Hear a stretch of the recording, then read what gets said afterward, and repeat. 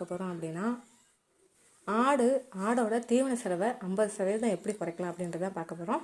மறக்காமல் சேனலை சப்ஸ்கிரைப் பண்ணிவிட்டு வீடியோவுக்கு லைக் பண்ணிடுங்க. ஆடுகளுக்கு லாபத்தை குறைக்கும் முக்கியமான செலவு எது தெரியுமா? தீவனம் தான். ஆனால் தீவனத்தோட அளவை குறைச்சி ஆட்டை பட்டினி போடுறதெல்லாம் தீர்வு கிடையாது அது. ஓகேங்களா? முதல்ல உங்கள் பகுதியில் கிடைக்கும் பசுந்தீவனம்லாம் இருக்கும் பார்த்தீங்களா? வேலி மசாலு, அகத்திக்கொலை, இந்த கம்பு, சோளம், சுபா புல், சவுண்டால், இதெல்லாம் முறையாக பயன்படுத்துகிறோம். வீட்டிலையே கிடைக்கும் அந்த விவசாய கழிவுகளையும் கால்நடை நிபுணர் ஆலோசனையோடு பயன்படுத்தலாம்.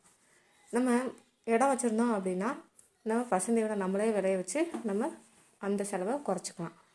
ஓகேங்களா? முக்கியமாக ஒரே இடத்துல மொத்தமாக தீவனம் வாங்கி வீணாகாமல் சேமிப்பதும் செலவை குறைக்க உதவும். 50% செலவு குறையும் என்பது எல்லா பண்ணைங்களுக்கும் உறுதி கிடையாது. ஆனால் சரியான தீவன மேலாண்மை செய்தால் தேவையற்ற செலவு கணிசமாக குறைக்க முடியும். நாங்கள் வெளியிலேருந்து வாங்குறதுன்னு பார்த்தா அந்த எதுனா பொட்டு சீனியரை பொட்டு இருக்குது பார்த்தீங்களா, அது மட்டும்தான் வாங்குவோம்.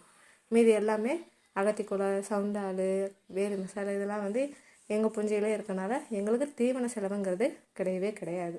ஓகேங்களா? ஏன்னா ஆடு மேய்ச்சலுக்கு போனாலே முக்கால்வாசி செலவு வரவே வராது. ஓகேங்களா? அந்த மாதிரி நீங்களும் பார்த்துக்கோங்க. ஆடு ஆரோக்கியமாகவும் எடை நல்லாகவும் இருப்பது தான் நம்மளுக்கு முக்கியமான குறிக்கோள். ஏன்னா நம்மளுக்கு அதில் தான் லாபமே இருக்குது. ஓகேங்களா? ஓகேங்க, நீங்கள் எப்படி தீவன செலவை குறைக்கிறீங்க அப்படி சொல்லிட்டு கமெண்ட் பாக்ஸில் கமெண்ட் சொல்லுங்கள். நாளைக்கு என்னுடைய கொள்ளுன்னு சொல்லிட்டு நாளைக்கு பார்க்கலாம்.